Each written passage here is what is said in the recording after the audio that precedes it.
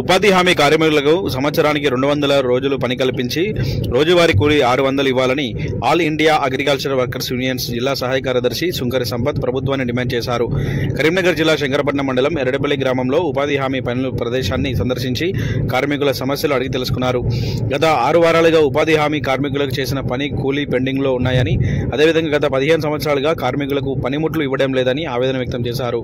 మన పక్కన ఉన్న కేరళ రాష్ట్రంలో రోజు కూలీ 600 పడే విధంగా రాష్ట్ర ప్రభుత్వం నిధులను కేటాయించి కూలీ ఇస్తుందన్నారు. అదేవిధంగా మన రాష్ట్రంలో కూడా కేంద్ర ప్రభుత్వం కేటాయించిన బడ్జెట్కు రాష్ట్ర ప్రభుత్వం కూడా కలిపి 600 రూపాయలు కోరి పడే విధంగా నిధులు కేటాయించాలని ప్రభుత్వాన్ని డిమాండ్ చేసినట్లు తెలిపారు. ఈ కార్యక్రమంలో వ్యవసాయ కార్మిక సంఘం జిల్లా ఉపాధ్యక్షులు కనకం దుర్గప్రసాద్, కమిటీ సభ్యులు కనకం భూపతి, నాయకులు జాలిగం నాగయ్య, నీదూరి చంద్రయ్య, రాజమ్మ, కోమల రజిత, రేణుక, మల్లమ్మ, నరసమ్మ తదితరులు పాల్గొన్నారు.